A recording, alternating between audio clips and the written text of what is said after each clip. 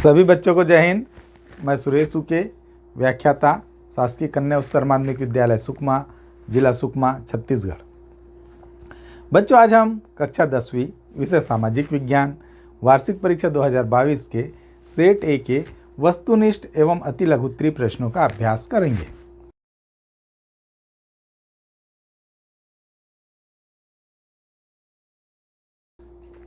प्रश्न क्रमांक 1, खंड अ, सही विकल्प चुनकर लिखिए। पहला, आर्थिक मंदी का आरंभ किस देश से हुआ? विकल्प अ जर्मनी, विकल्प ब अमेरिका, विकल्प स रूस, विकल्प द ब्रिटेन। सही उत्तर विकल्प अ जर्मनी। दूसरा, प्राकृतिक संसाधन है। विकल्प अ वन, विकल्प ब मकान, विकल्प स भवन, विकल्प द सड़क। सही उत्तर विकल्प अ वन। तीसरा, भारत सरकार का केंद्रीय बैंक है। विकल्प अ सहकारी बैंक, विकल्प ब भारतीय सेंट्रल बैंक, विकल्प स भारतीय रिजर्व बैंक, विकल्प द भारतीय स्टेट बैंक। सही उत्तर विकल्प स भारतीय रिजर्व बैंक। चौथा, सार्वजनिक सुविधाओं का उदाहरण नहीं है। विकल्प अ कार, विकल्प ब बिजली, विकल्प स रेल, विकल्प द सड़क। सही उत्तर विकल्प अ कार। पांचवा, लोकसभा में अनुसूचित जाति के लिए आरक्षित सीट है। विकल्प अ 47, विकल्प ब 84, विकल्प स 48, विकल्प द 74। सही उत्तर विकल्प ब 84। प्रश्न क्रमांक 1, खंड ब, उचित संबंध जोड़िए।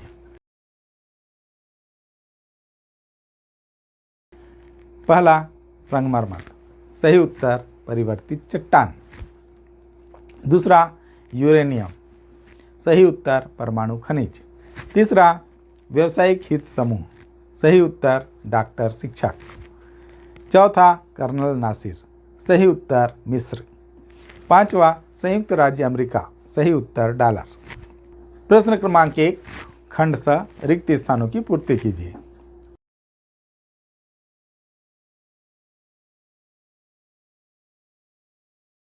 पहला, मछली खाली स्थान संसाधन है।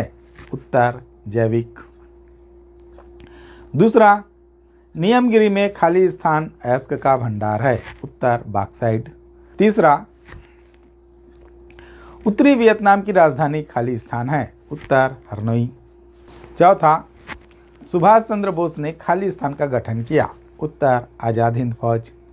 पांचवा, सरकार की आय और व्यय का लेखा जोखा खाली स्थान में होता है। उत्तर बजट। बच्चों, अब हम अति लघुत्तरीय प्रश्नों का अभ्यास करेंगे।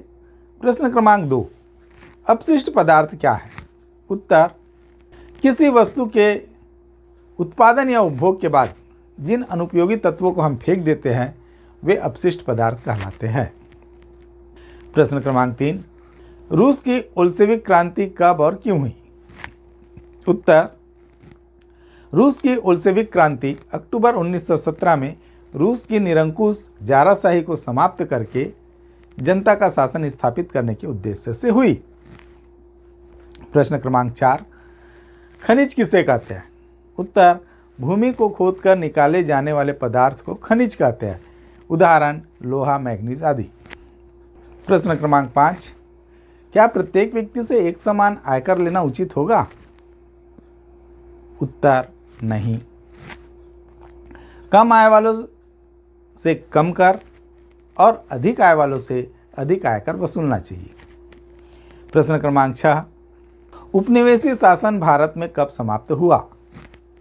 उत्तर, उपनिवेशी शासन भारत में 15 अगस्त 1947 को समाप्त हुआ। प्रश्न क्रमांक 7, यदि किसी देश की जनसंख्या में युवा वर्ग के लोग ज़्यादा है तो उस देश की आर्थिक व्यवस्था कैसे होगी?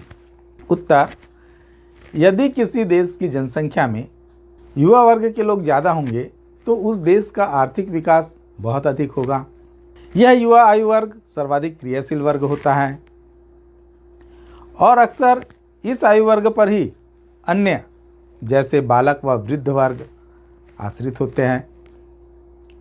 यह युवा वर्ग अधिक गतिशील भी होता है, अतः इस देश की आर्थिक व्यवस्था मजबूत होगी। प्रश्न क्रमांक 8, सूचना के अधिकार का उपयोग कर जनता पंचायत से क्या क्या सुविधा प्राप्त कर सकती है?